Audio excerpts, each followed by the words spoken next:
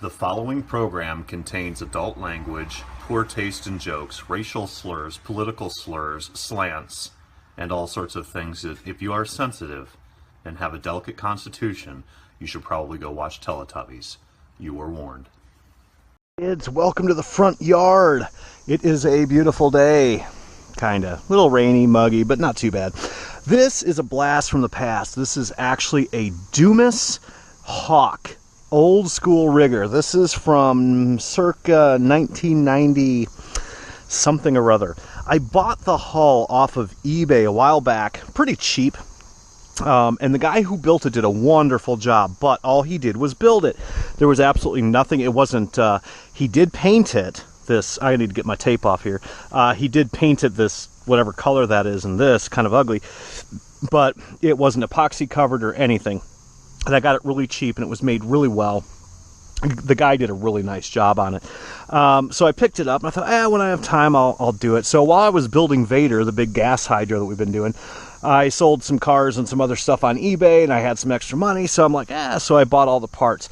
The problem with this, doing all the hardware and all this, was Dumas does not make the hardware kit for this boat anymore. It's from the 90s, early 90s. And so I basically retrofitted a bunch of zip kits outrigger gear. So basically the same outrigger gear that is on the Miss Roto Geek Nitro, that's what we used. So same rudder style setup, same strut. Prop is a little bit bigger because I did end up putting a monstrous engine in here. This boat is originally built for a 21, a 0.21 nitro engine. I put in a 0.40.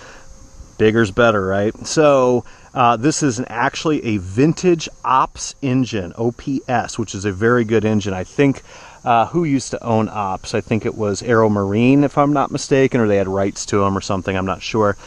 We put a Pylon Sullivan tank in here. What is this? Looks like a 6-ounce, which is not very big. This is going to be a sprint boat because that amount of gas on that size of an engine, it's going to go out quick. The tuned pipe is about 25-30 years old as well. I wire wheeled this. It did look pretty nasty sitting in my box. So I took it on a wire wheel, took care of that. Waterproof servos, 20 kilogram, which are pretty beefy for this size boat. I still have to finish mounting this one properly. It's kind of half-assed in there, but that one's in. They are waterproof, but one of the things that I do with my servos, even though they're waterproof, is I spray them with conformal coat before I put them in the boat, so it gives them that added bit of protection. This is a belt start only. In this case, with nitro boats, you have a couple different variants of starting. You've got belt starts, which is what you're going to use one of these guys for. I have like 3 of these things, and I have it on a 4S pack. And you're going to put the belt right there, or if you had a nose cone for an airplane or something of that nature, or an airboat, I have an airboat that would take this. That's basically how we're going to start this guy. Or you have a pull start. I have a couple with pull starts, not many. Most of mine are belt starts. Or once in a very blue moon, you'll have a spin starter like you use on cars. I do have one boat that has that, and I did that on purpose on that particular boat just because it was so small. And then we're just running, let's see, bolt, pulley, shaft saver, flex shaft. This actually has a K&B carb on it. It's an Ops 4.0 or a 0.40 with a K&B carburetor on it, so I really had no idea. This engine hasn't been started. It's a vintage race engine. It's a very, very good engine in its day, but I bought it off eBay a year ago maybe, and have never fired it up or anything. I just got a good deal on it, so I bought it, and I believe it did come with that pipe. And I haven't even measured the pipe out yet, so whatever. I did fire it up in the garage for a second just to get, just see if it would fire up, and it did. On my guess settings, I just guessed out 3 full turns because we're going to start it rich. And then when we go to maiden it, we'll dial it in, obviously. Cooling line, single pickup rudder is all you need. It's going to just come out through the head, spit out here. I did design and 3D print a cowl here, but I haven't painted it yet, and there's no point in putting it on. I did have to modify the guy's original engine mount. It did come with an engine mount, and it did come with an engine. It actually came with a K&B 3.5 inboard that's like brand new. And I just decided I wanted to use this ops engine because an ops is better than a KMB, and this thing's a monster. So this thing should really, really fly. So it's a pretty neat machine. I was going to sand it down, repaint it, and all that good stuff, but I just wasn't in the mood. I thought I'm just going to build a fun little boat, and it actually turned out better than I had hoped.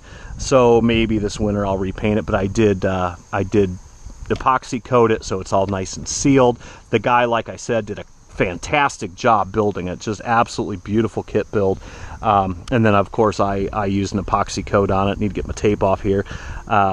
But yeah, and it turned out, I still have to do some finishing work. I have to take off these little drips. But other than that, turned out absolutely beautiful. And I put all the guts in using the Fly Sky receiver, the switch, all that good stuff. So what we're going to do is we're going to hook this guy up to some water. I only ran it in the garage literally 3 seconds just to take a video for a buddy of mine.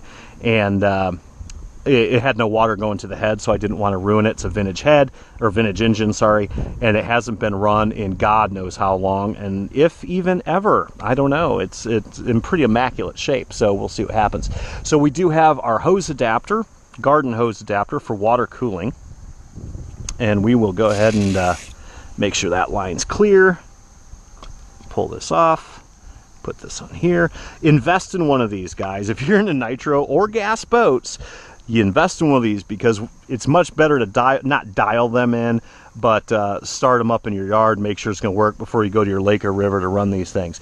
How you want to set up a boat, this is how I do it. It might not be totally right, but how I set up a boat is basically you want to have it rich enough in the yard that when you just let it idle, it wants to kind of die out. It's flooding. It's getting too much gas, and it's starting to just die out. Then you blip the trigger, and it comes back to life. That's very, very rich, but that's what you want, because when you throw this boat in the water and you get load on it, you're going to have, if it's too lean, it's just going to poop right out on you and piss you off. So we're going to go ahead and turn on our water cooling.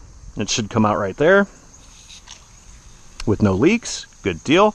So we can run this guy as long as we want. We're going to turn on our radio.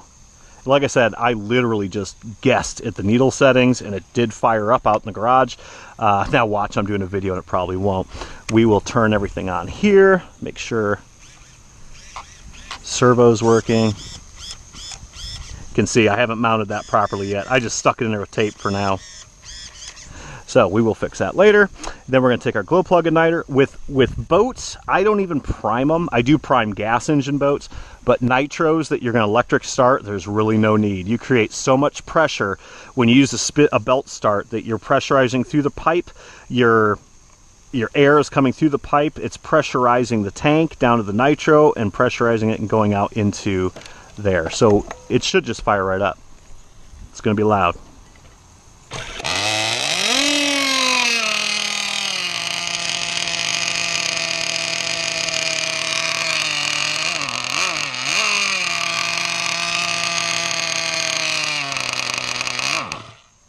Okay, that started so nice and easy. Look at that.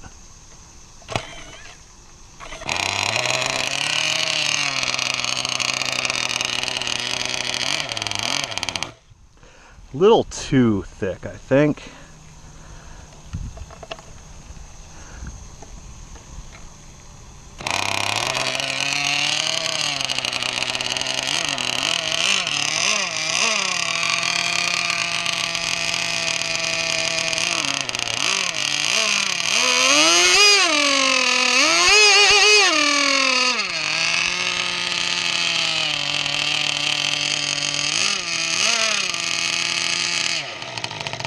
Woo! Very, very nice. So she fires right up, pipe's nice and hot, head's nice and cold. This is exactly how we want it. I still have to fasten down the fuel tank, obviously, and fix my steering servo, set my strut. But other than that, no real vibration other than what it's supposed to have. The shaft's spinning great. Everything in here was just absolutely perfect. Guy did an amazing job building the boat, and hopefully I did a good job putting in a badass engine. And by the way, that's even the original glow plug for that vintage engine, so that's pretty neat. So anyway, kids, that is it. That is the Dumas Hawk. Hopefully Friday, I got a pretty busy week coming up. Hopefully Friday or Saturday, we're going to throw this puppy in the river and see what happens. So till next time, kids, bam, keep shining side up. Bye.